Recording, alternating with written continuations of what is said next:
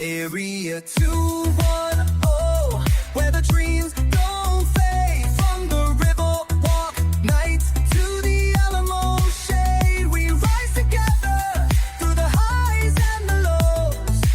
Area 210, oh, it's the life that we chose. We're rising together on a game day Thursday for the San Antonio Spurs. My name is Mike Jimenez. That's Joe Garcia. This is the Area 210 podcast powered by PF Chang's La Cantina and Hard Rock Cafe San Antonio. Joe, how you do today, my man? Doing good. Got off to kind of a late start today, man. I got stuck in the line over at Chick-fil-A, man. I didn't even know what time it was, Mike. And I was like, okay, it's all cool and everything. Then I get to the front of the house and I'm like, oh man, it's like 9:58. Hey, we had to get our breakfast in, man. Good morning to everybody out there, all our new listeners out there, because our shows have taken off dramatically over the past week or two. In fact, since Friday, we've had 3 of our most watched shows of all time. Yesterday, 1,000 viewers combined when you combine YouTube with Twitter, with Facebook, because we are now on several platforms. We're also on Twitch and Kick as well. Fantastic numbers that we've had the past few weeks in the past couple of weeks. On top of that, Joe, we started a group text today, and it's so nice that we have Mike Mitchell Jr. and UTSA legend Frank Harris as part of our roster, or part of our team of people that come on our podcast pretty frequently, regularly to talk sports and pop culture. This is a podcast that we're proud of, Joe. We've done 530 episodes. We're not going anywhere. We're not going anywhere. In San Antonio, there is no local sports talk radio at 10 a.m. None. We're the lone survivors. We're the lone survivor of it all. So if you want to come and talk sports, Spurs, Cowboys, Astros, Rangers, sure, SAFC from time to time, come check us out. And for those that are in our chat, because our chat's powered by PF Chang's La Cantina, we have a lot of new faces on there, a lot of new names, a lot of new handles out there. If you're one of the OGs of our podcast, because we've been around for 2 years, be nice, okay? Let's play nice with the others and welcome the new names coming on in. Yeah. But Joe, when I saw the numbers yesterday, I was pretty excited about it all. But part of it's because we're the lone survivor at this time slot. But on top of that, it's because the Spurs keep winning. They've won 5 in a row. They've won 16 of the last 17 games. And dare I say, Joe, that today is the birthday edition of the Area 210 podcast. And remember the crown? My crown that you stole from me, I remember. Yeah, you got drunk and you left inside my truck. And you said, I like it. I'm going to keep it. I got the crown on. It's kind of hard to do it with the headset on. This is the birthday edition because my birthday is tomorrow. And tomorrow I'll only be on for a little bit of the show, but typically I'm on Monday through Friday. We go for about 90 minutes talking sports and pop culture. But it's the birthday edition because tonight Chica and I are going to be going to go watch Bill Burr perform, one of my favorite comedians in the entire world. And we're going to have a nice swanky downtown hotel experience. So we're excited about that. But it's my birthday, turning 49 years old tomorrow, man. Bobby February coming out saying, Micah Ferry, hey. If the crown fits, so that means that y'all have to go ahead and send some super chats in Mike's way for his birthday, Miguelito's birthday celebration. Mm-hmm. Very, very nice. Very, very nice. Hey, Joe, let's talk about the Spurs, man, because we're talking about the Spurs. We'll talk a lot about just how the team is doing in general, and also the conversation piece of who's the most exciting Spur of all time. You see, there's a method to the madness. I asked the question last week on our Facebook poll and our Twitter poll, rather, who's the most exciting Spur of all time? And I said, George Gervin, David Robinson, was it Manu, or was it Tim Duncan? Overwhelmingly, with hundreds of votes coming on in, like 80% said Manu. And people were asking the question, well, wait a minute, you didn't add Wemby to the mix. There's a method to the madness, Joe, because it's now the Battle Royale. Who's the most exciting Spur of all time? Now down to 2. Wemby or Manu, choose your fighter. So we're going to debate that after we talk a little bit of Spurs in a moment. Get the poll numbers up a little bit, but that is on Twitter at MJ Acquire Taste. And Joe, how can they follow you on X?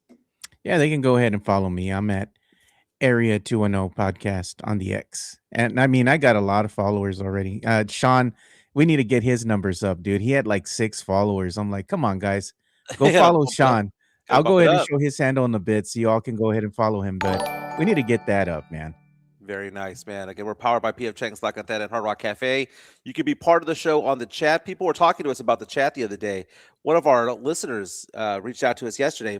Reached out to me yesterday. I'll say his name because he's one of our followers. Sam Salinas Yeah. said that he likes the fact that we actually pay attention to the chat. Yeah, we That the do. that the chat actually drives a lot of the conversation as well. But we have a super chat coming in from Sean Quintero. This is a way that you can show support Here for the we go. podcast. Money talk. Here comes the money. Sean saying, "Happy birthday, my brother, man. $10 super chat. Thank you so much for that. Gonna have a nice got- little old fashioned tonight with that 10 bones. We Appreciate also got that. another incoming super chat from Miguelito. Money talk. Here comes the money. From Midtown, Texas, 5 bones saying, Happy birthday, Mike. Midtown, I appreciate it. And dude, Chica loves all the different things that you do for the show, man. When it comes to the AI stuff and when it comes to the photoshops and whatnot, she thinks it's hysterical. Fantastic. But let's talk about the Spurs real fast. Spurs have won 5 in a row, 16 of the last 17 games, and now everybody believes Joe. Even Joe the skeptic is starting to believe that if this team stays healthy, knock on wood, that they have a chance to make a long run to the playoffs. At the very least, they're going to be a hard out. And if you saw the standings last night, you saw the Clippers beat the Rockets yesterday, right? I mean, the Clippers beat the I'm sorry, there was the Nuggets who beat the Rockets yesterday. Nuggets play the Spurs tonight at the Frost Bank Center. We saw the Timberwolves go down yesterday. And right now, between seeds 3 and 6 in the Western Conference, it's separated by just half a game. Last night, the Rockets blew out got blown out by the Nuggets 129-93. And you saw the T-Wolves get blown out by the Clippers 158-123. And as we look at the standings right now, Spurs are secure in that 2 spot, 2 games behind the Thunder in the loss column. But look at this. The Rockets right now, 40-25. The Lakers, 40-25. The Nuggets, 40-26. Minnesota dropped from 3 to 6 overnight, 40-26 record. So half a game separates those 4 teams for 3, 4, 5, and 6. And oh, by the way, the Phoenix Suns are just 2 games behind the Rockets for the 3 spot. So there's a 2-game separation between 3 and 7. So the Nuggets have a reason to play for here, right? Because the Nuggets are a game and a half away from falling out of playoff berth contention and being in the play-in. So we're going to have Nikola Jokic come into town. This is a championship caliber team that has won the chip before, coming into the Frost Bank Center, but they came in overnight because they played the Rockets. I know they blew them out, didn't have to play everybody in the fourth quarter, but still, that was a 9 p.m. tip-off. They had to come over here and fly in overnight. Hopefully they're a little bit tired. Spurs rested because they didn't play last night. Wemby, Joe, on the injury report, I saw. listed as questionable tonight. So I'm hopeful that he's going to play. He's been playing a lot of minutes, Joe, but he Yeah. needs to get to that 64-game threshold in order to qualify for the awards. I know it's 65 to qualify for the awards, but the fact of the matter is that they're going to give him credit for the game that didn't count against the Knicks in the Emirates Cup Finals. So, which means he has to play 13 of the last 17 games to qualify for all NBA awards, qualify for Defensive Player of the Year. And as we see on this chart right here, questionable for tonight, Harrison Barnes, who's missed the past several games, Lindy Waters III, and there's Wemby's name right there, with right ankle soreness. I can see it, Joe. And to be honest with you, I wouldn't blame him if they sat him. He has been playing 38 to 40 minutes per game the last week or so, and his body ain't used to that. He had some back-to-backs along the way. I know these are home games, Joe, but if they sit Wemby tonight, I wouldn't be mad at it, Joe. Would you?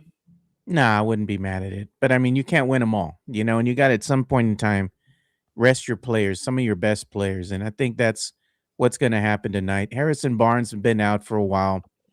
I don't know if he's going to play a lot moving forward because they like Carter Bryant more. They're giving They the young do. man more minutes. Go ahead and rest, old man. They might need you in the playoffs. So get your rest in.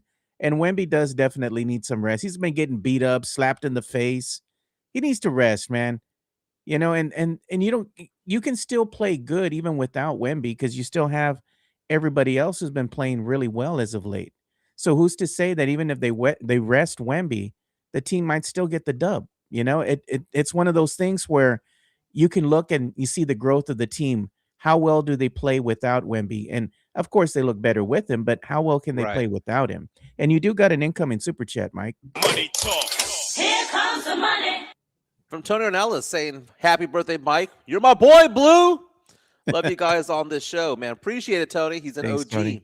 Again, we are 530 some odd episodes into this podcast. We started 2 years ago, and we're having so much fun doing this. And it's nice to see all the new names. It's nice to see the numbers pump up. Again, since Friday, 3 of our shows have been the top 10 most watched shows that we've ever had in the last 2 years. Yesterday's show, rather. You combine all the platforms, more than 1,000 views. We're very, very, very excited about that. We're very humbled by it all. Believe me, we talk funny. We're a funny Yeah. show, funny program. But right now, as opposed to be my normal self, I just feel humbled, Joe. I'm Yeah. so excited, so happy with the progress of the show. But we talk sports, a lot of Spurs talk. But if Wemby sits out tonight's game, he can miss 4 games and still qualify for those awards. I don't think he's hurt. I just think he's tired. He is tired, man. You can see that on the court. Against the Clippers, when the Spurs were down by 25 points in the third quarter, came roaring back to win the game. He keeled over and started sobbing. And at the end, he said that he was beat, that he was exhausted. And he said that he had never been so tired his entire life. So because of that, and then you add the fact that he battled against the Celtics and scored 39 points. You add the fact that he had back-to-back games where he played a combined 78 minutes. It might be time for us to rest him for just one game. And here's the thing, Joe. They're playing Denver, who could be a first-round matchup for the Spurs. Let's see what that looks like. Maybe you don't play your hand. Let's see what that looks like. There was a graphic courtesy of Yahoo Sports here, right? And it says NBA playoff picture for the Western Conference and the Eastern Conference. If the season ended today, Mike, and look at who the opponents might be, not only for the Thunder, but for the Spurs, because they're 1-2. And then you have the Pistons on the Eastern Conference, you have the Pistons and the Celtics who are 1-2. Who would their opponent be? You know, I mean, of course, you still have to do the tourney, but currently, who would their opponent? Yeah. If all came to form and the 7 ended at 7 and the 8 came at 8, this would be the perfect ideal. This would be the perfect ideal run for the Spurs if it ended just like this. Yeah. Thunder at 1, Spurs at 2, Rockets at 3, Lakers at 4, Nuggets at 5, Wolves at 6, Suns at 7, Clippers at 8. I know that we want to have the number 1 spot. And the Spurs are going to fight for that number 1 spot. We're just 2 games behind the Thunder in the loss column, and we own the tiebreaker because we beat the Thunder 4 out of 5 times. They can still catch them. They can still catch them. Can still catch them. But this is a very good consolation prize right here. Because if the Spurs play the Suns in round 1, game over. They're going to dominate the Suns. And then round 2 played the Rockets.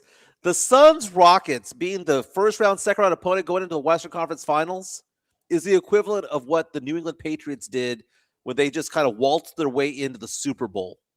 Because if the Thunder had to play the Clippers in round 1 and Kawhi Leonard, and then had to play the winner of the Nuggets and Lakers, that's a harder task than anything else.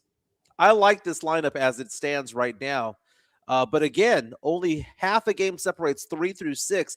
The T-Wolves, we were doing the show yesterday, 24 hours ago. The T-Wolves were the 3 team in the Western Conference, but because they lost yesterday, they fell all the way to 6. And look at the Suns coming on up. I was taking a look at the teams that are in the top 8 in the Western Conference.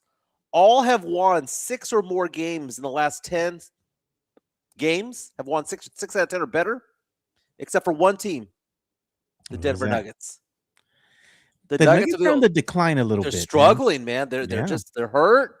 And didn't not they as just good as they get used to Aaron be. Gordon back? They just got him back, I thought. Yeah, but you just come back, but at the same time, that doesn't mean that they've been in a good position. That doesn't mean that they're healthy. We saw Jason Tatum come back for the Celtics the other day, and Tatum wasn't himself yet. And they Tatum's just still a very good lost. player. Who did they lose to the other day? OKC. Yep, they sure did, man. And that was by Shai Alexander. What did he do? He went ahead and hit that last second 3-point shot. Yeah, beyond Killed the that, game. man, he was just killer, man. Breaking Will just Chamberlain's killing record him, man. for most consecutive games, scoring 20 points or more. Hey, Hey, I you was do taking a have- look at the FanDuel MVP odds for the NBA. El Wembeyaso's going up. Guess who's number 2? Wemby. Wembeyaso. Now, here's the thing. Shai Gilgeous-Alexander right now is in the driver's seat to win the MVP award again. Well, I've been talking about Wemby for MVP for the longest time, right? Yeah. He was ranked 6th when I started talking about this, and then it's 5th, 4th. He flipped over Nikola Jokic over the past week and Cade Cunningham over the past week, and as of this morning, has the second best odds to win the most valuable player award, but it's still like 12 to 15 to 1, depending on the site that you're at. It was 20 to 1 last week when we started talking about this a lot.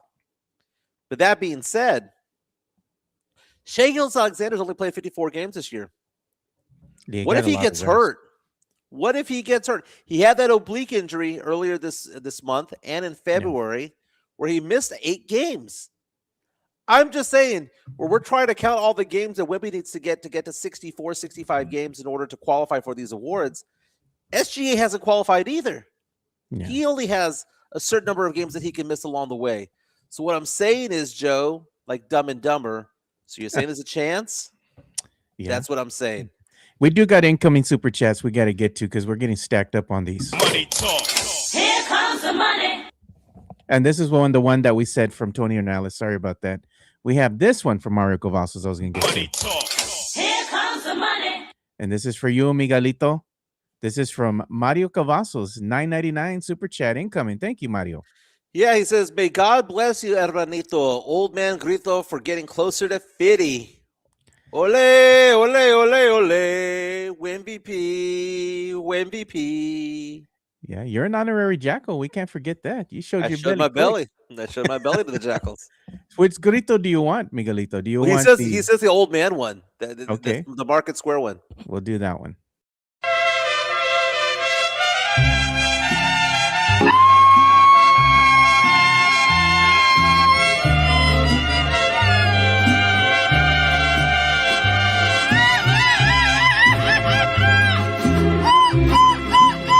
Por presumir a mis amigos les conté que en el amor. There you go. Oh, it sounded great, man. That came from the soul, baby. That is the best of the 3 gritos right there. I The used to do a grito. grito very well, even though it was mockingly. I did it very well. I can't do it anymore, man. I don't know, man. My voice has dropped. We got a little. big incoming super chat for you too, Miguelito. Money Oh. talk. Here comes the Big money. money, big money. 20 bones from Sam Salinas. He says, have a birthday lap dance, Mike. It's on me. Are they still $20? Anyway, thanks for making me more money. Here's to a comfortable retirement in about 20 years. Happy birthday, brother. Salud. Stupid grito. He wants, I know what he wants. I know exactly what he wants. And we're going to go ahead and give him what he wants because he paid the $20 for it. I don't know what it is, but they love that one video of you, Mike. Oh, okay. Okay, I see which one you're talking about. Yeah. Ole, ole, ole, ole. You stupid. Okay, so for those who are new to the show, that is sound of me making fun of the Jackals when they first came out back in November, right? Because I was saying that it was so stupid to have the chance. And now I've come around to it, right? I enjoy the drum. And what do we do at home, Joe, after the Spurs win? We're doing like a freaking cult at home, and I'm perfectly fine with it. I've made my amends. I showed my belly and apologized to the Jackals. That was made infamous by Jeff Garcia from Lockdown Spurs and Ken's 5 when he threw us under the bus when it came to all that. But the fact of the matter is we've come around to embracing that and as being a Embrace signature the part of mundane. show. It was a signature part of the show, man. It's unforgettable. You could get a lap dance from Shuggies, man. From Sugars, from over there with the shark. Go and pick up your Fiesta medal. Let's see what Chica does for $20. Just playing. She's gonna say, "I'm gonna go buy cleaning supplies, or I'm gonna go and cook for you, Mike." That's what she's Oh, gonna I do. know. She was cleaning here the other day in 3-inch heels, 4-inch heels. I was like, What do you say? Chica takes care of a brother, doesn't she? she does. She does, man. Big time. Yeah. So let's talk about. We'll go talk more about the Spurs game tonight against Victor Wembanyama. Is questionable for tonight's game. He's not hurt. He's just banged up a little bit. But again, he can miss 4 games, still win all the awards, right? And again, he needs to play those 13 out of 17 games, not only to win the awards, Joe, but he gets those awards. He gets big time money in the offseason, gets the Supermax contract, which is worth $52 million more if he gets to 65 games. That's a lot of scratch right there, Joe, that's on the line. Yeah. So maybe he comes out there, Joe, plays the first quarter, plays 15, 20 minutes, gets that game played, check mark. Maybe he does that as well. By the way, he's minus 1,500 to win the Defensive Player of the Year, which is basically saying that it's a 99.99999% chance that he gets it, provided that he gets a 65. Super chat coming in from 99.99. Jason Garcia. Yeah, we got an incoming super chat. So here we go. Money talk. Here comes the money. He says, happy birthday. Congratulations on another successful trip around the sun. Happy anniversary to your 21st birthday. That's right, 28 years since that 21st birthday. Joe, what did you do on your 21st birthday? Oh, I think I just, honestly, I was at home and I had my son in my arms, my baby boy, my oldest. So I just spent it with the family. I had the wife at the time and my son. I had him in my arms there watching TV. I think I was watching a Spurs game actually on TV. And I had my little boy with me. So you know what? I could have been at the club. I could have been celebrating, getting drunk. But you know what? I was on daddy duty. So I embraced that and I loved it. And it's a good memory I have just sitting down watching TV with my boy. Okay, so I did two things for my 21st birthday. There was the night before, which was I celebrated with my friends. And then there was that weekend that celebrated my 21st birthday. I got a minor in possession of alcohol on my 21st birthday. Jeez. Have I told this story? This is where people tall tale. Here we go. Stop the cap. Okay, so my friend Joseph and I met up with some of our friends downtown to go clubbing, right? So we were popping around from place to place to place, right? We were going to go to, what's that one place I got roofied at again? Polyesters. We're going to Polyesters, go to the Bonham, all these different places over there, just to club around, right? And we parked at a parking lot over there, and I started drinking a beer. And this was around 10:30 on March 12th. My birthday is March 13th. About 10:30 at night, I get popped for minor possession of alcohol. And they give me and my friend a ticket, right? And they take our beer away. I go to the court 2 weeks later. The judge asked the question, what were you thinking that night when you were drinking? And I said, I was celebrating my 21st birthday. Because I was turning 21 when, Joe? Midnight. Night. The judge saw the ticket, saw my driver's license, just compared the dates, and he said, and I quote, "You've got to be kidding me. Case dismissed. Hope you had a good birthday." So the ticket went away. But on my actual 21st birthday, we took a flight to Las Vegas, and I met up with my cousins, my uncle, my aunt, my parents out there, and I got to walk the strip on my 21st birthday. Got drunk over there on one of those yard-long margaritas.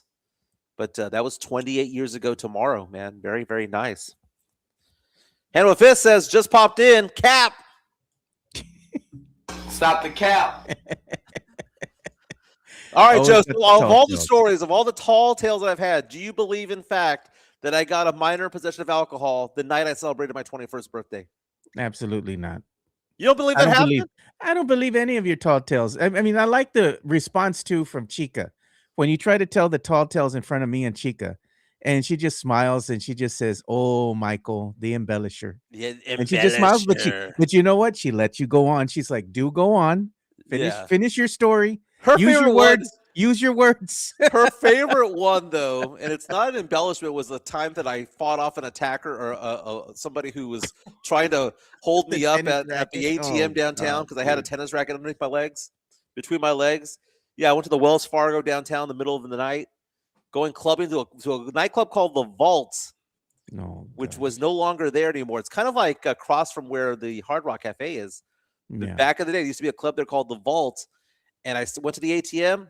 I was like, this place is kind of sketchy. Let me just, because you had to pay cash to get in, right? You can't just use a debit card. And I took a tennis racket, put it between my legs. And when a guy pulled a blade on me, that wasn't a very big blade. It was a glorified box cutter, right? I pulled out my tennis racket and I went, and the guy with the knife went away. He just walked away. Why would you put a tennis racket between your legs, Because it bro? was the only thing because I didn't have my bat. Okay. Oh man, And dude. it's I don't better know if that it's I'm a tennis believing this, racket and dude. not a racquetball racket. But let's talk about the exciting Spurs of all time. So I put Well, a let's poll look at out. the poll. Yeah. I put a poll out on Twitter last week, asking the question: who's the most exciting Spur of all time? And I purposely did not add Wemby to the mix because to me, Wemby is in the finals. So I wanted to know what people thought about Gervin, David Robinson, Tim Duncan, Manu Ginobili, and overwhelmingly 80% of the vote, and there were like 300 votes that came in. 80% of the votes said Manu. So I'm asking the question Damn. today on Twitter: who's the battle royale? Who's the most exciting Spur of all time? Choose your fighter. Choose your fighter, Wemby or Manu. And right now, it's 50-50. Isn't that something, Joe? Look Manu at this. Ginobili, who had a decades-long career with the Silver and Black, with the Spurs, is now tied with Wemby, according to this poll. And it's hashtag Por Vida. So, Spurs fans are watching this and reading this as they're turning on the X. I just posted this poll a few minutes ago. It just goes to show two things: how much we love Manu Ginobili, because I believe Manu is the most beloved Spur of all time. But it also shows how great Wemby is and how in awe we are of Wemby's abilities at 7'5" to do what he can do. And this is on the X, right? So we have the same poll going on right now. And I did put it up here on the YouTube, right?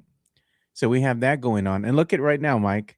Mm-hmm. This one says 61% have voted for Manu and 39% have voted for Wemby. And 28 votes in so far. So we still have more people voting, but there you go.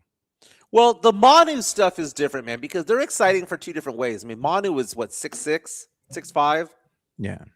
and he was a two-guard, combo guard type of guy. The most exciting moment for me for Manu Ginobili was the block on James Harden in the playoffs. Harden going for the three, and Manu just completely swiping it from behind. One of the most exciting plays in Spurs history by far.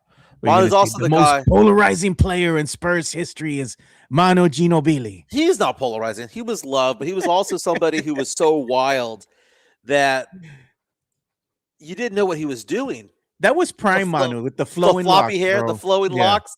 Yeah. You didn't prime know what Manu. he was going to do. The hesitation, the Euro step. I mean, we had never seen anything like it. And you look at players like Kobe Bryant who've come out and said before he passed away that Manu was one of his favorite players to play against and to compete against. Manu could have been a 25-point per game kind of guy if they wanted him to be that guy. But instead, he became one of the best six men of all time. Any other team in the NBA would have started him and played him 34, 36 minutes, but instead he played for the Spurs and got starter minutes, but they had him Look at coming off Toro the Loco. bench. He said Kobe had mad respect for Manu. He did. Remember that? He did. And he talked about how herky-jerky he was, how difficult he was to defend. Even Shaq has said such. He goes, when Manu came in the lane, that there was fear from He him didn't know as where he's a going. defender because he didn't know where he was going to go. Like, you didn't, because he was left-handed, but he was ambidextrous, can go right. He took short strides, long strides. He glided in, glided out, and he had hang time. That's one thing about Manu. You see a lot of the shots that he would take when he would get fouled, he'd hang in the air and shoot on the way down as opposed to having to shoot at the apex.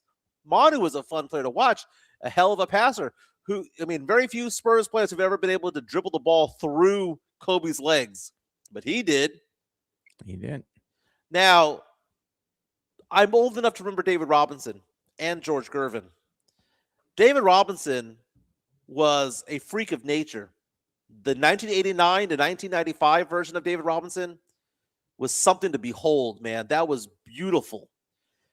But Manu was exciting because you didn't know what was going to happen next. You would see David Robinson go from point A to point B very, very fast. 3 strides from midcourt, he's dunking the ball. Yep.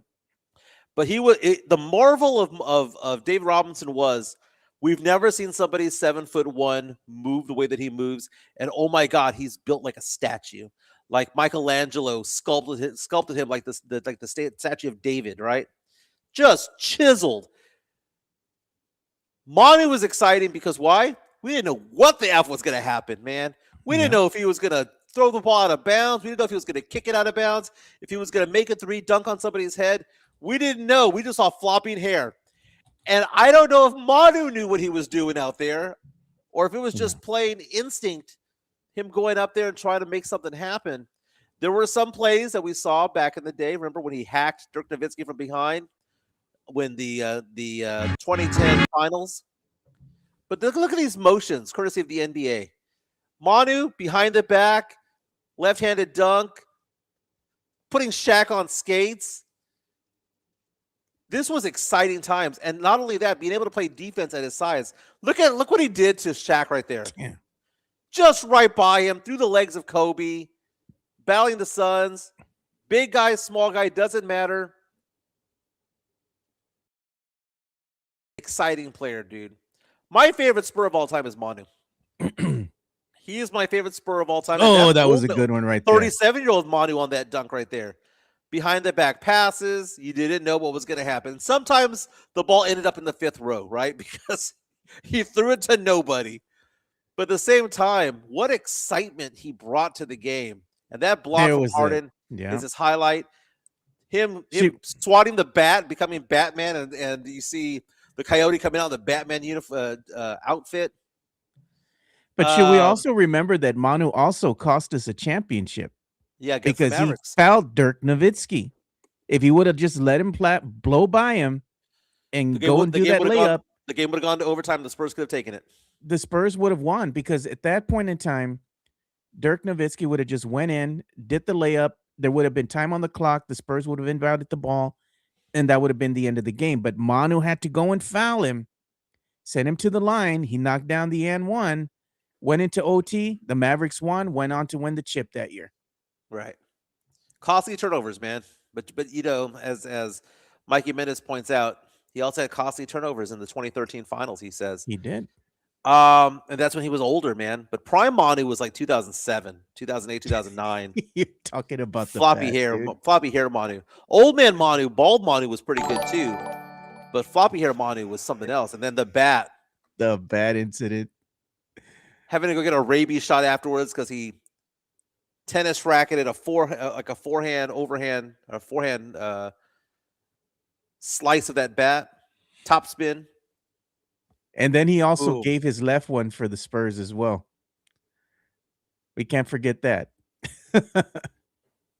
So Sean Quintero has a $5 super chat coming on in. Let's go ahead and read that one. Money talk. Here comes the money. He says, Chancla, Jimenez always says Mike Mitchell was his favorite when his son is on the show. We have Mike Mitchell Jr. on the show pretty frequently talking about the Spurs. I have mentioned to Mike Mitchell Jr. that his dad was my favorite Spur growing up. Okay, so when I was elementary school, Jimenez, when I first became a Spurs fan, I knew and I was going to the games at the Hemisphere Arena with my dad.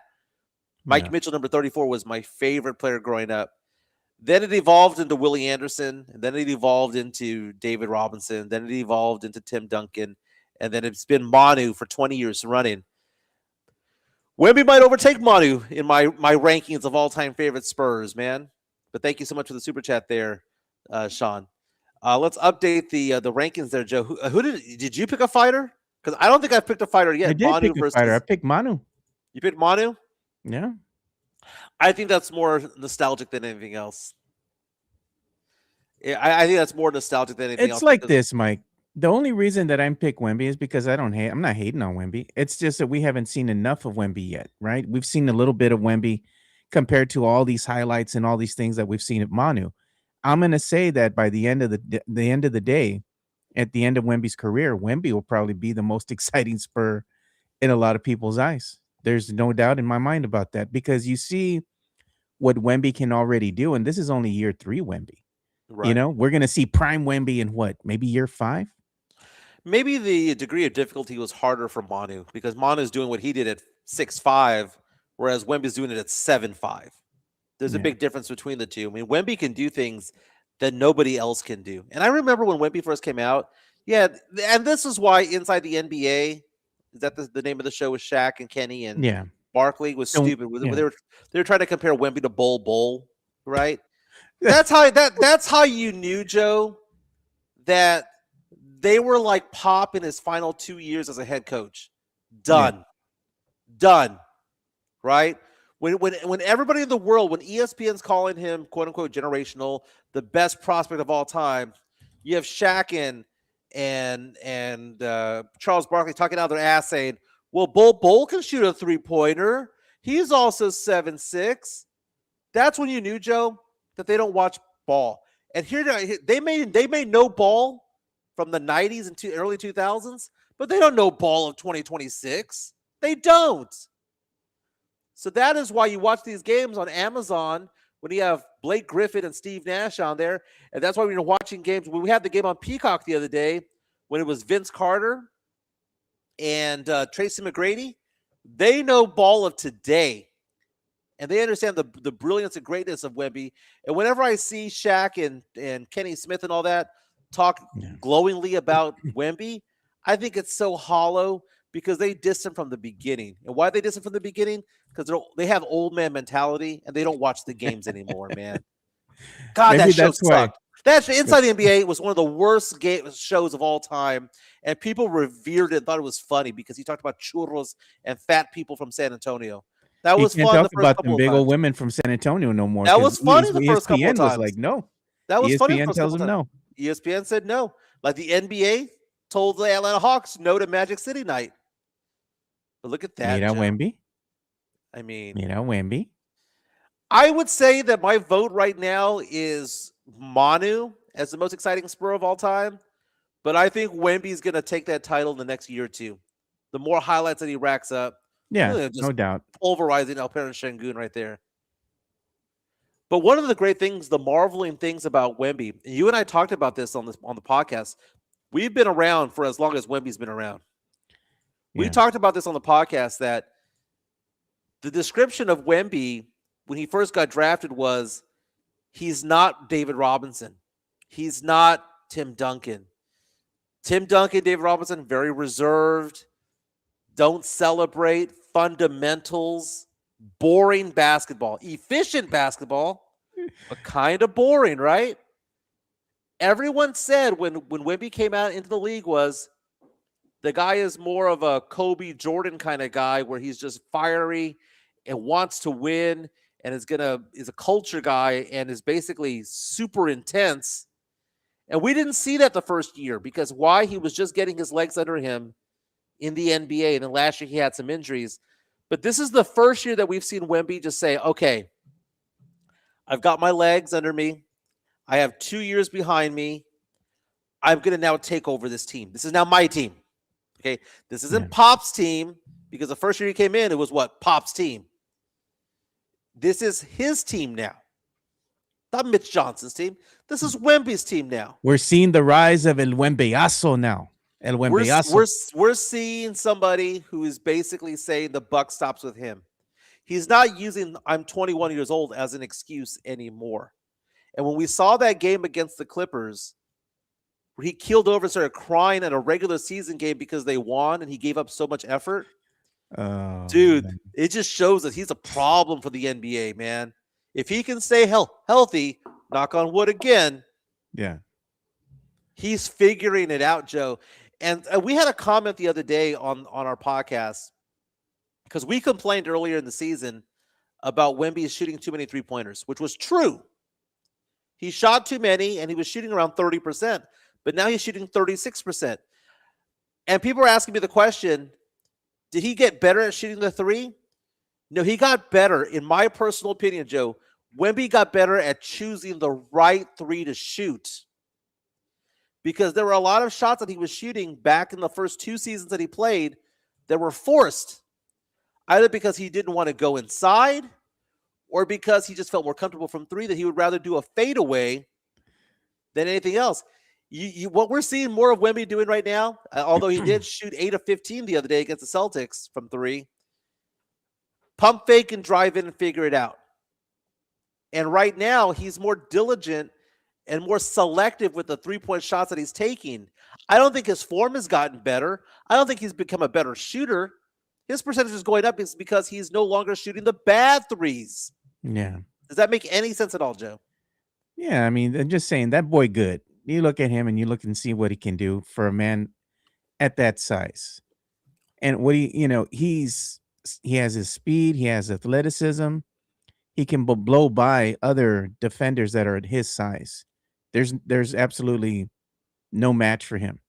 But when you put a smaller defender on him, that's kind of his Achilles heel. But even now, he's learned to kind of work through that now. So you're seeing the evolution of his game, and his IQ is beginning to show a lot more and more as he gets more reps in. He gets more playing time. Yeah, he's tired, and he understands it's a 82 game season. He was injured for a little bit of that. But you see what Wemby has been recognizing as far as, I'm going to get my teammates involved now. I don't need to score 40 points a night. I don't need to score 30 points a night. If I can get everybody else involved and I can help my team, and then you look at the plus minus, and what is he? Very high plus, right? 40 something he was the other night. He's learned it. He's learned a lot, Mike. He's figured it out, like you said, and he's like, I'm going to get my teammates involved. If they want to go ahead and triple team me or whatever, I know somebody's open now. And those are things that you want your star player to learn. And Wemby's learning everything at the right time, right before they go ahead and hit that playoff run. Right now they're in it. They're going to go into the playoffs here shortly, at the end of April, right in the smack of Fiesta. So you have Spurs and Fiesta once again, and everybody's going to be excited. There's going to be that electricity in the air, Mike. The flags are going to be flying high. The Spurs jerseys are going to be out there.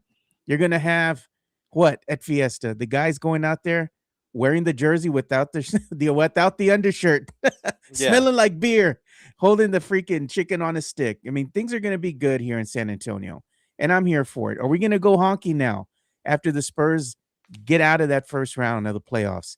I hope so. What's going to happen during over there on Commerce Street? Everybody's going to be, go Spurs, go, and they're going to be meeting the team now at the airport again when they land. Remember those days? I'm looking forward to all that. It's going to be fun. Well, the idea that the game is getting slower for Wemby is a thing, and it's all involving basketball IQ. What did we say earlier this week, Joe? Who's he turning into? He's turning into Neo from the Matrix. He's starting to believe. He's starting to believe, Oh. And Mitch Johnson's Morpheus. Yeah. Right? Starting to believe. People are believing in Mitch Johnson now. Mitch Johnson's rotations are crisp. Mitch Johnson putting Barnes to the bench. Mitch Johnson calling the timeouts at the right time. You know what's and funny? Getting mad, and you know what? Showing teeth, as my friends like to say. Getting mad at angry. the players. He gets mad at Wemby. You said something there that made me laugh because Myra has a saying where she says, a crisp Diet Coke, and you just said crisp. Yeah. And that's what it reminded me of. There you go. Chris Gonzalez asking the question, who's providing the free coffee after playoff wins? Valero better. Oh, who is? They Who is better. gonna It's provide been that? a while, right? But the reason why I have optimism about the Spurs, as I put my crown back on, my birthday crown back on, the reason why I'm optimistic about the Spurs is because I think about the basketball IQ of all the players. Wemby, high-level basketball IQ. Yeah. Fox, who's been tearing it up the last 4 games, high basketball IQ. Castle, one of the best two-way players in the entire league, exceptionally high basketball IQ. Dylan Harper, Luke Cornett, even Champagny and Keldon Johnson and Devin Vassell, all of them have high basketball IQ. And the one Spur that didn't have it, guess what? They shipped him off to New York. He gone. They let him walk to New York. He's gone. Gone. Dude, the Spurs record since he's been gone is what? A lot better. A lot better, Joe. A lot better. They cut the dead weight. Well, I mean, it just is what it is. Did you see that video? I retweeted on Twitter of Kawhi Leonard last night. Kawhi Leonard went off for 45 points as the Clippers beat the T-Wolves last night. Yeah. Did you see the video of it? Yeah. There was a fight going on, I and s- the reaction from Kawhi Leonard was That was- hysterical. This is courtesy of FanDuel. We can get the video up there. Did you put it on yours? You I put put it it on on yours? mine. I retweeted on mine God, earlier this dude. morning. It was pretty funny. Kawhi was So, unfazed, Mike. we talk about how we need to have dogs out there. We have Unfazed. enforcers. Kawhi Leonard is nothing of that. So after the game, he's walking onto the court and he goes, "Hey, look, a fight." Did he take part in it? Let's go full Hell screen. no. Let's go full screen on that one, Joe. This is hysterical. You don't want that smoke, dude. So there was a scrum. It was a blow. Like, here it goes. Hey, look, a fight. He's laughing. Look at You him. know what they were fighting for? They were fighting for the game ball. One of the Clippers players wanted the game ball to give to one of the rookies who apparently had a good game last night. And he wanted to give the game ball to him. Hey, look, a fight. You know what he said? Tree man don't get paid to fight. Yeah. Sam Salinas wants the Kawhi laugh, Joe. All right.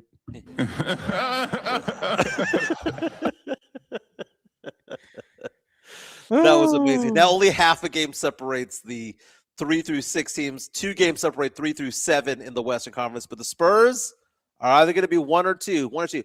I will say this, Joe. I firmly believe, Joe, that whoever wins the Western Conference, as in like the regular season, the 1 spot, that's who the MVP is going to be.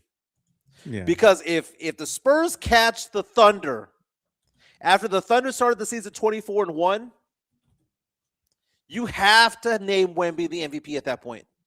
You've got MVP. to. You've got to. I don't care. Wilt Chamberlain record be damned. The best player on the best team is typically the MVP. And if the Spurs catch them, they better. Spurs 4-0 on this homestand, have won 5 in a row, have won 16 of the last 17 games. Denver Nuggets tonight. Spurs favored by 5 points. I think if Wemby plays, Spurs are going to blow them out. Why are they going to blow them out? Because they have a little bit of rest, and Denver played last night and flew into San Antonio in the middle of the night. That's a big deal. That's a big deal.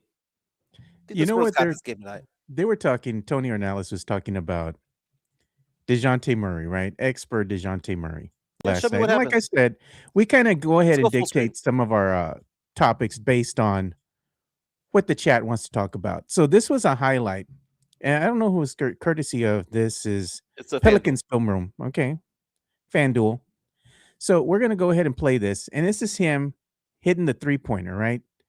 In last night's game. And look at the antics that ensued afterwards. They're up by 15 with 1:35 to go in the game. Exactly.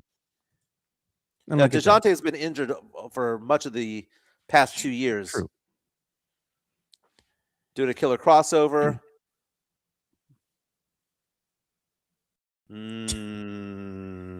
Bro. Look at that. Okay, so what I don't know is this. Is that a isolated incident, or is that something that was going on throughout the whole game? Was it other player jawing at him? Was that other player doing not to say that it's gonna justify what happened. But you up by 15. Oh, he blew him out. Oh my God. He put that guy on skates. That's dirty, man. That's at the end of the day, DeJounte won that battle. No doubt. Is it worth the T? Damn straight it is. But if he was playing on the Spurs, right, and they were saying, and he did this, Coach Pop would have just laid into him, dude. Yeah, Coach Pop would have just benched him for here until eternity. But you know what? That's a team that doesn't win a lot of games, man. So the Pelicans were just excited to get a win.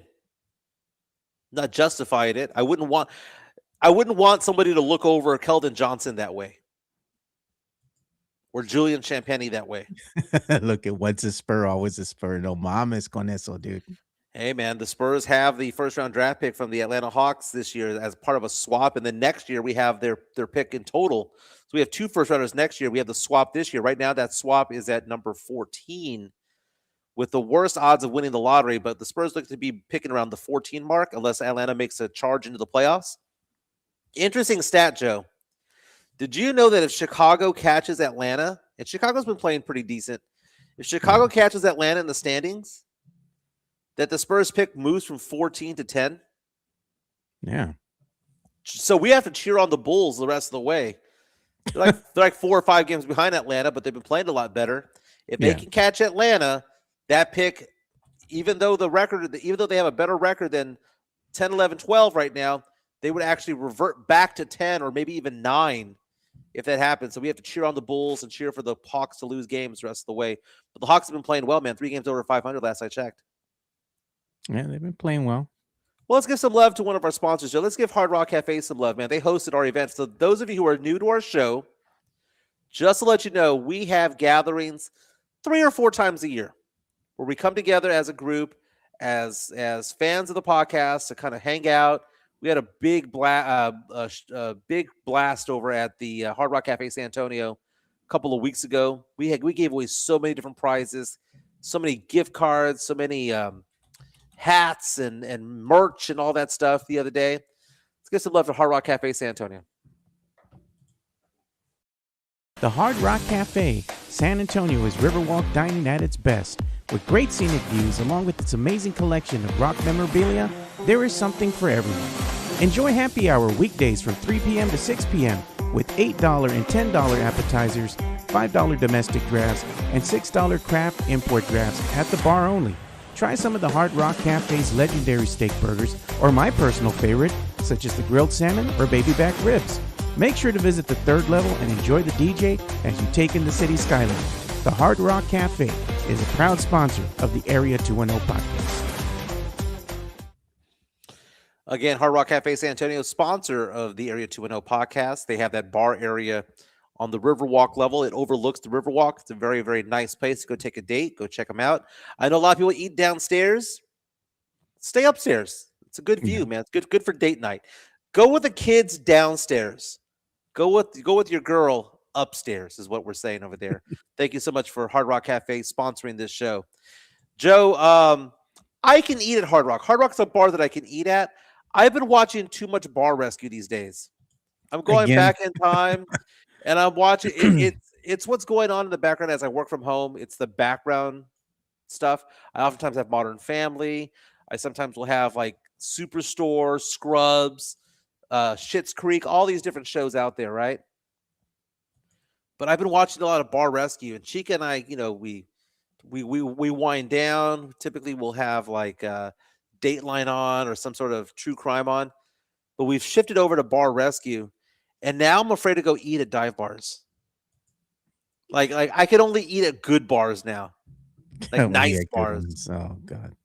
But I mean, think about it, Joe. I know it's not realistic, Bar Rescue. It's kind of like South Beach Tow or whatever that was. Yeah. I know a lot of it's fabricated, right?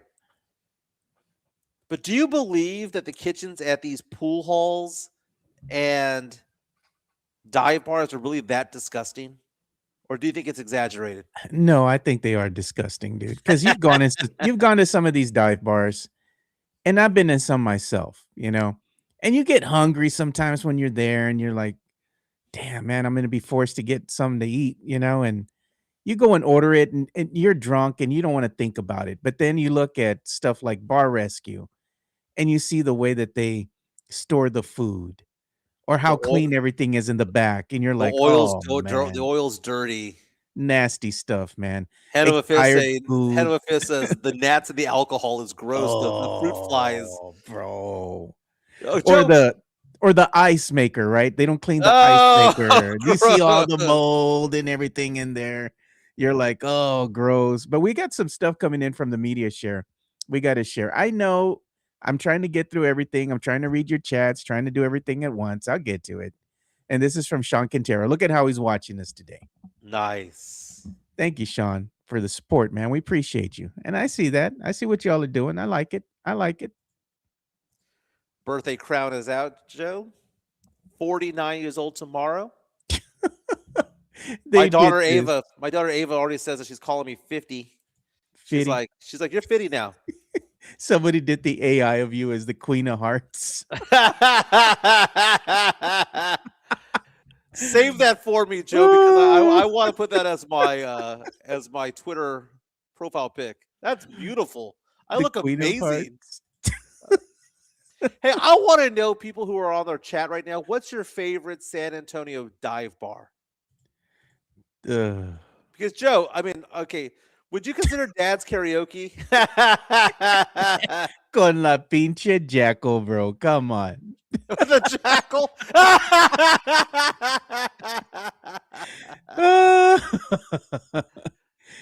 Oh Send me god. all of those, Joe. Send me all of those.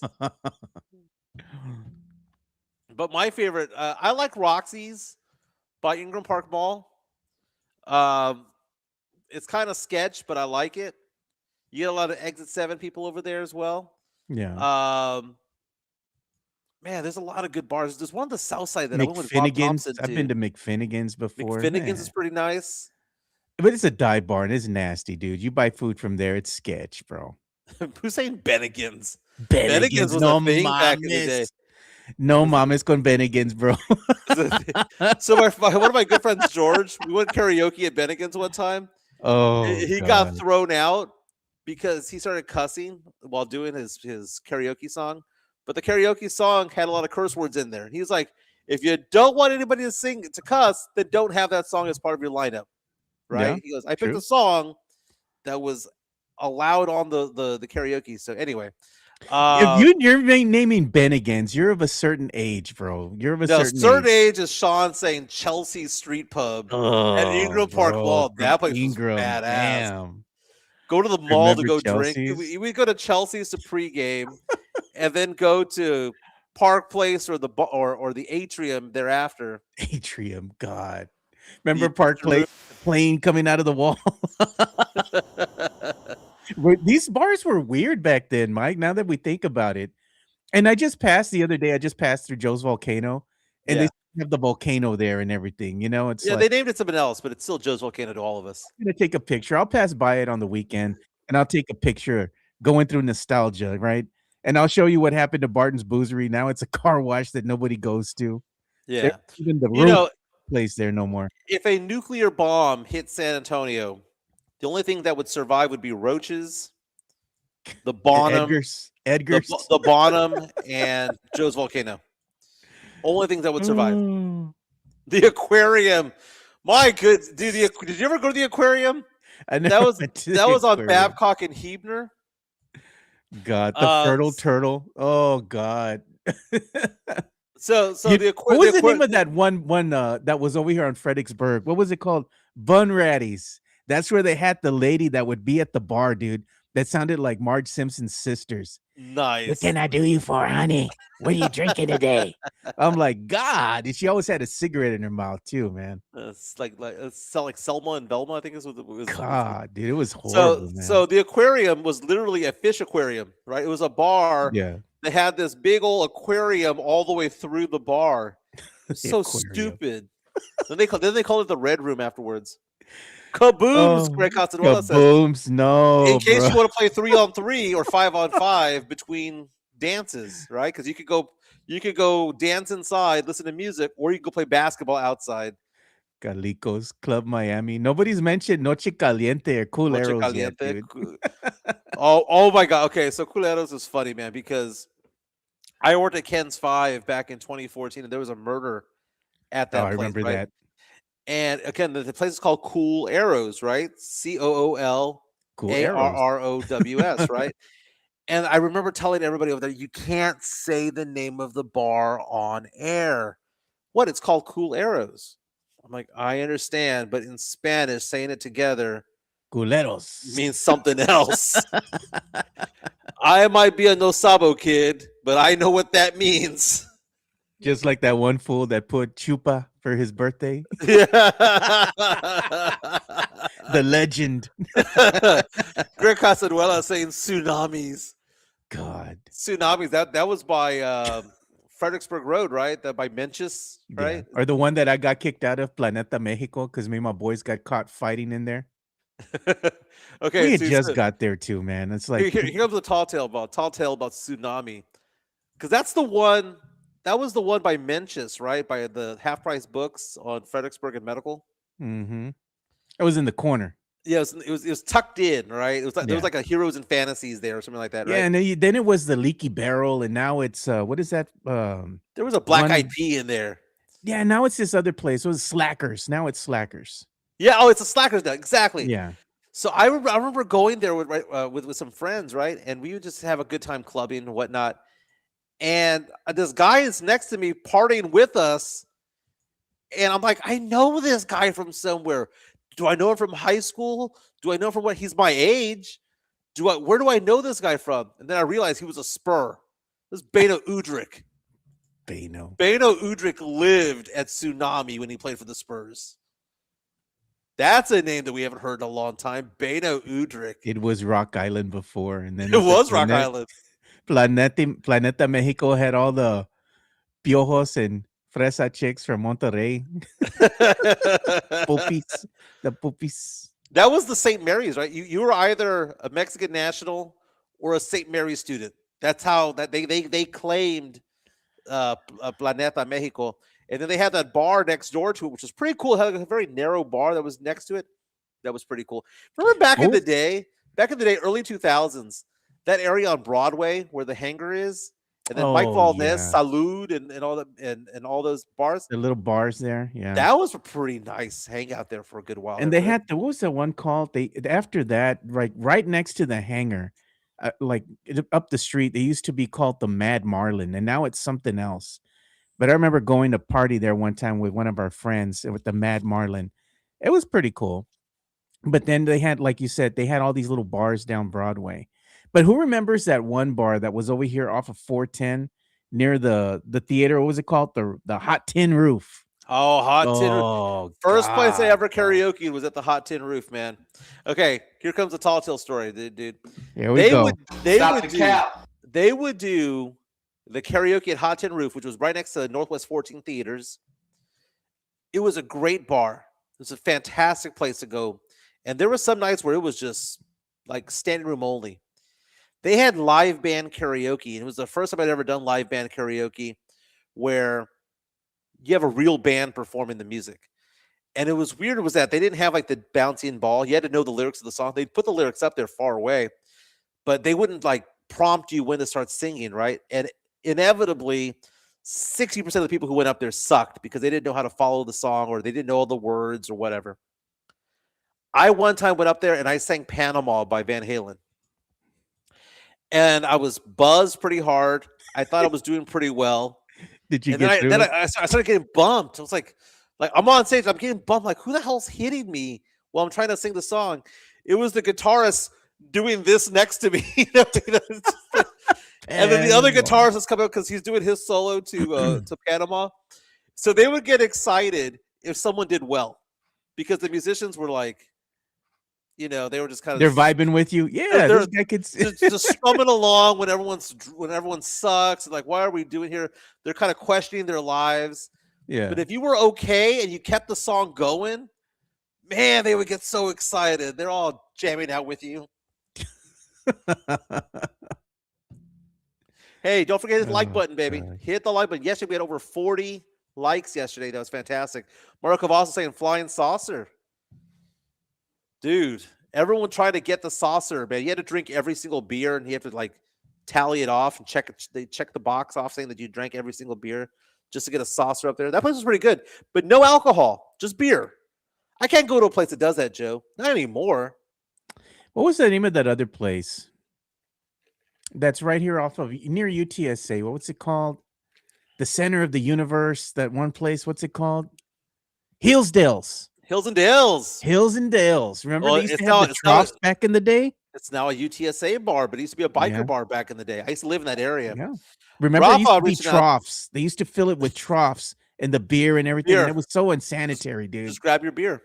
Yeah. Rafa asking the question, was Mike doing the David Lee Roth splits when he sang Panama? God. No, but I got very seductive when I said, reach down between my legs and ease the seat back. They were Stupid asking this- lyric. Mikey's asking if we ever been to Rock and Brews. I've been to Rock and Brews. It's out there. The new one on I-10. The new one, I-10 and 1604. It's It's nice. nice, man. And they have a really cool cigar bar, like right across the across the parking way. lot. Yeah. Yeah. No, Rock and Brews is pretty good, man. Not Rock and Brews at the Frost Bank Center. That's just, I mean, that's just highway robbery, right? They're like, you want a beer, $15. You want a Jack and Coke? How about $18? You go to Rock and Brews on I-10. It's actually legit prices. They have live music over there. It's a nice place, man. It's really clean. They have really good outdoor seating as well. So yeah, Rock and Brews is pretty nice. I haven't been to that cigar place next door, but I see the people who go to Rock and Brews walk across the street to it all the time.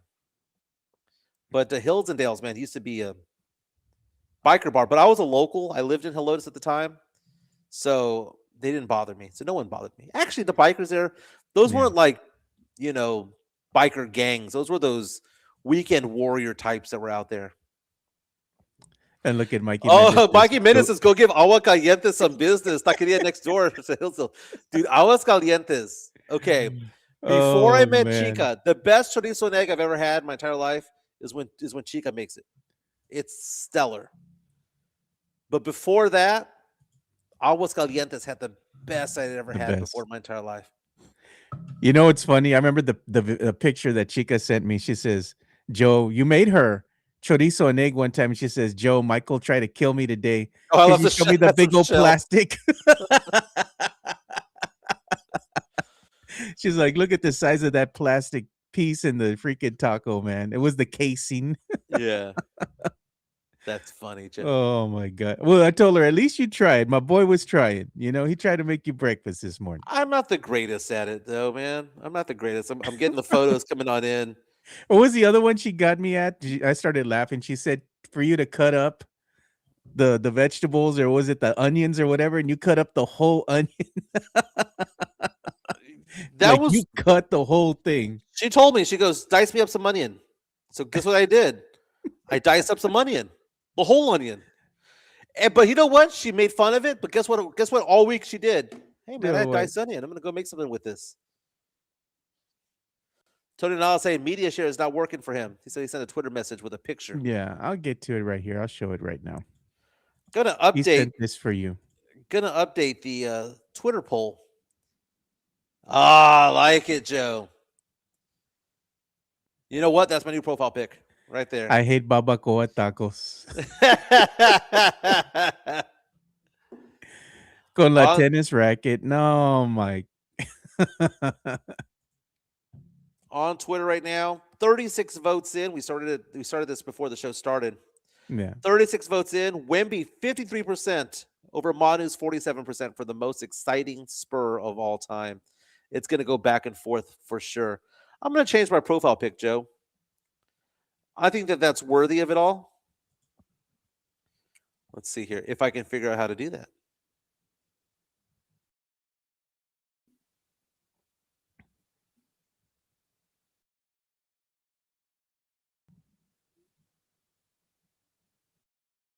Nice.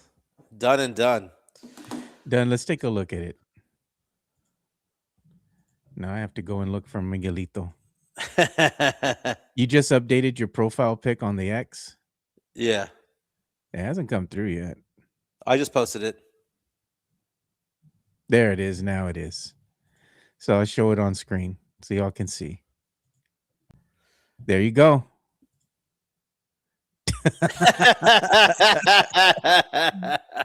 Why does it say I hate barbacoa tacos? That I don't know. It's too ethnic for you. Dude, the two ethnic line. Ah. Too ethnic for you. I still remember that. I remember Jeff giving you crap about it. He's like, Mike said he didn't want to go to, I don't know. Oh, no, he didn't want to dress too ethnic.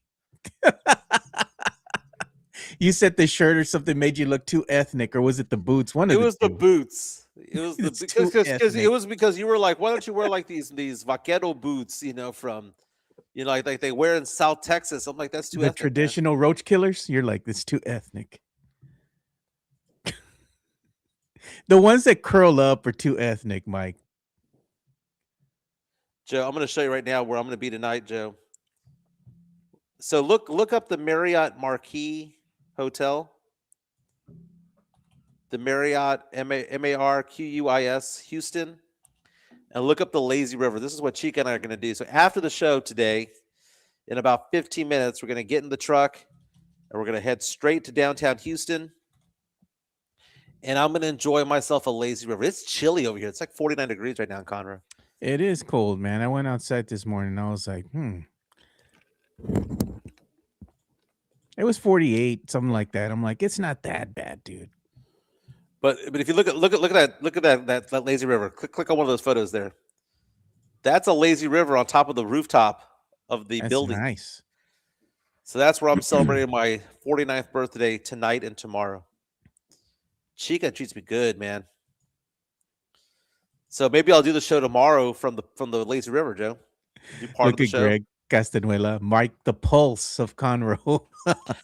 It's interesting, man. My business and my office is in San Antonio, but my happy ass is in Conroe, and we're still looking for a house. We're still looking for a house, man. I don't know where we're gonna be, but I'm still looking for a house. But I do go to San Antonio 2 times a month, at least 3 times a month or so. No. So basically, every other week I'm in San Antonio with my business. You know what? And if you want to go ahead and make more money, got to call Miguelito. Yeah, give me a call, 210-508-0369. Been having some conversations with people about defensive growth stocks. What that basically means is that the market's going down right now because oil prices are going up, war in Iran, all that stuff. And people are asking the question, what makes money or what has a history of making money when the market's down? And we're talking about defensive positions. These are stocks that do well when the market's down because people still use those products, right? And we Yeah. put together a nice little portfolio. That's one of the things that we're doing. We have several portfolios that we've done, but we've really emphasized this week the defensive position. We have others who are asking questions about gold and silver type of funds. We have people asking questions about life insurance and long-term care. It's been a really busy week for me this week with what I'm working on right now. But give me a call if you have any questions, 210-508-0369, 210-508-0369. I have family from San Antonio coming into Conroe this week.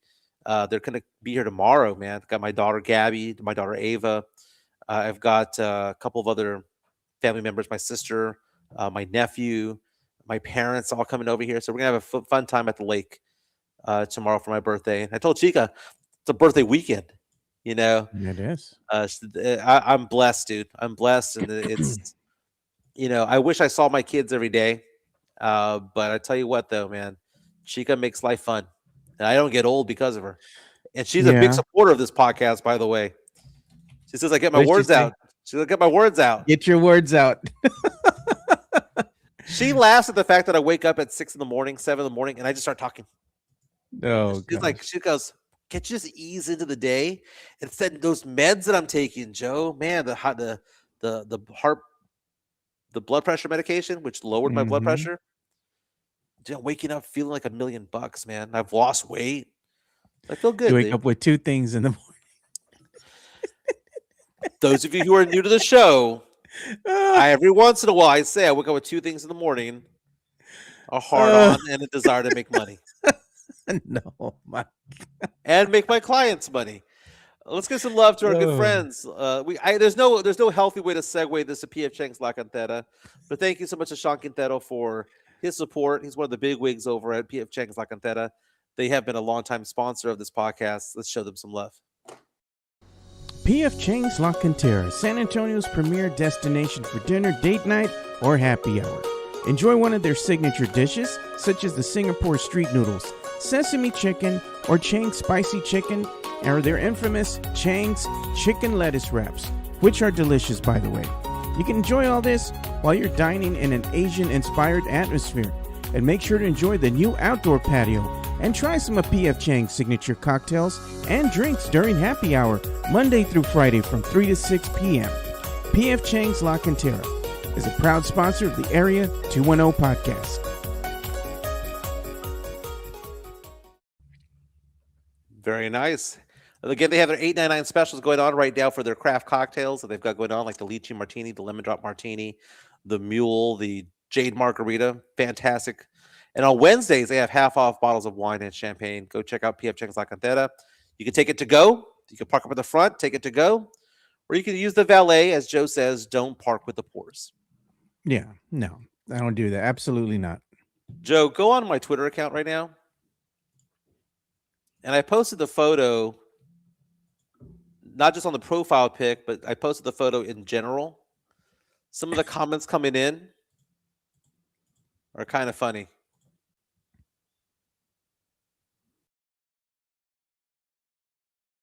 First one's of Scar and Mufasa. Long live the king. Long live the king. Michael Jimenez, the pulse of San Antonio, and the king of, I I don't hate know, barbacoa tall tacos. tales. The king of tall tales. You know what I was going to tell you? This is not a tall tale. What is up with the San Antonio Spurs ticket pricing as of late? I was supposed to go to this game on Saturday. And our good friends, Jen and Alex, they went to that other game where Greg was kind of shown on the big screen there. And they were honoring our friend Greg, right, for being a Spurs season ticket member. When Mhm. Jen and Alex went to that game, which wasn't even that long ago, they paid for 2 upper level tickets, $38 each. Okay, not bad. For Saturday's game, if you want to go and attend the game in person for a 2:30 p.m. game, Mike, it's not even prime time. You're going to pay $93 for a ticket in the nosebleed. What the hell's going on, man? This is against the Hornets.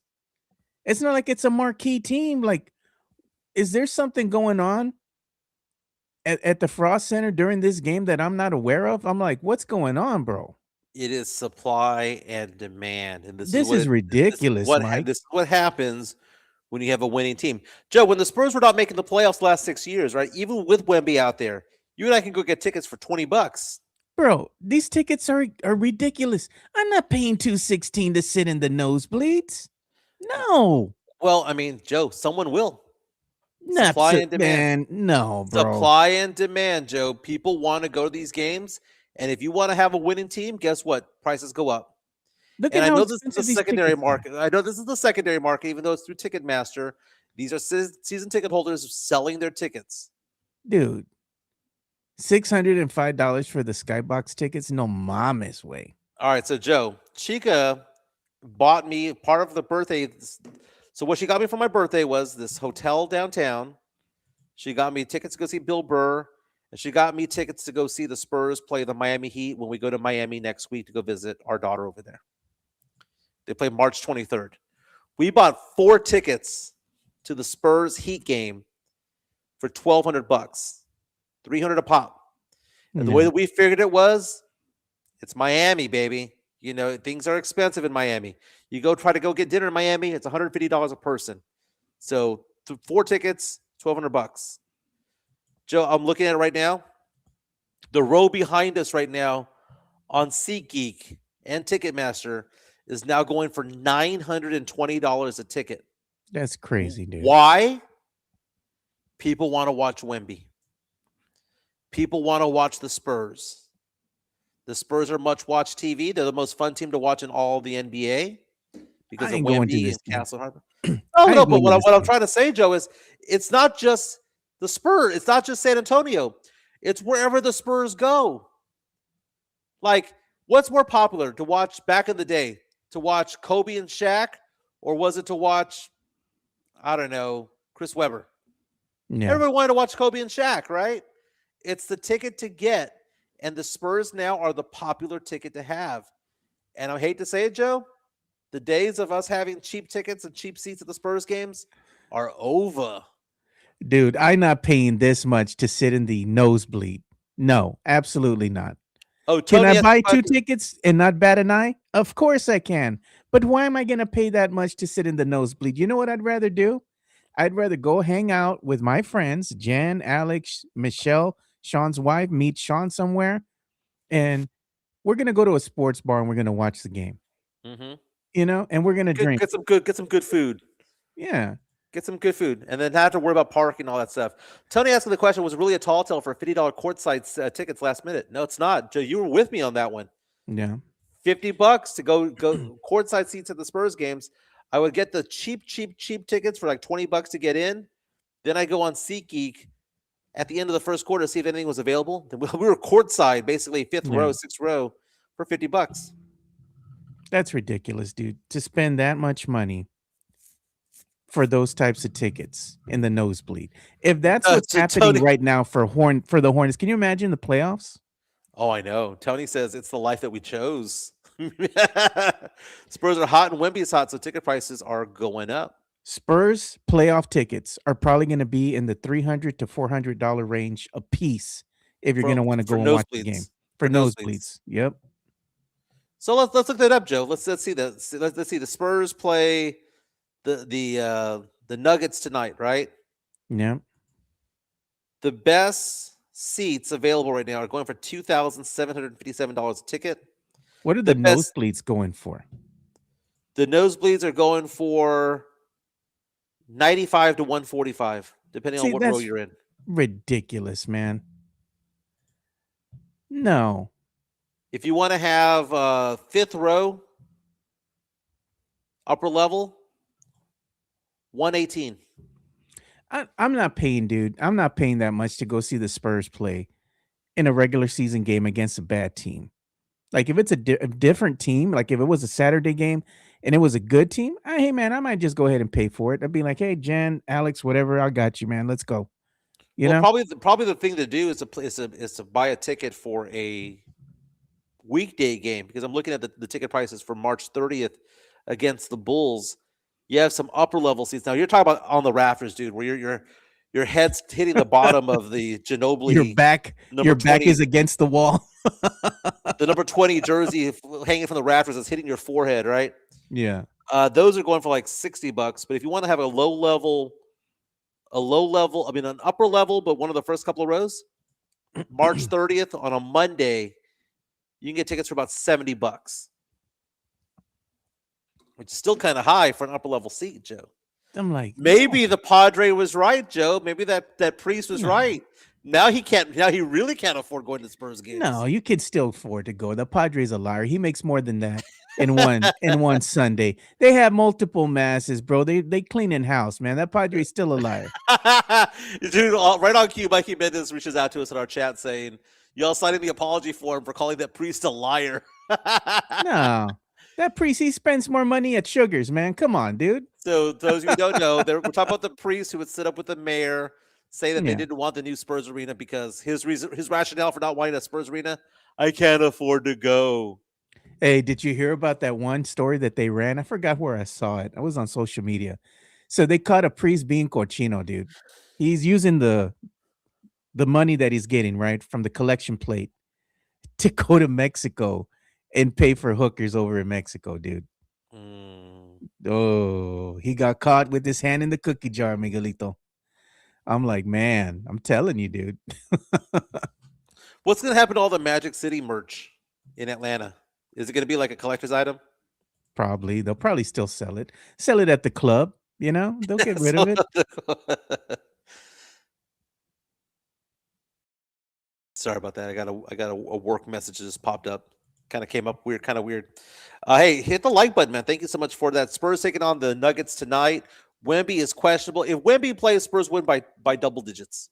Yeah. Jokic is, let me ask you this question, Joe. Where does Jokic rank to you on players that you want to see play? Because he's an all-time great. He's a top 25 player of all time. He's won multiple MVP awards. He's a NBA champion. Would you be excited to say, hey, man, tell your kids and grandkids, I saw Nikola Jokic play? Because to me, I wouldn't care. Like, the only people I want to spend money on to watch play in the NBA, I would say Giannis, Kevin Durant, LeBron before he got old, Doncic, maybe SGA. That's really about it. Like, I don't care about, Cade Cunningham's coming to town.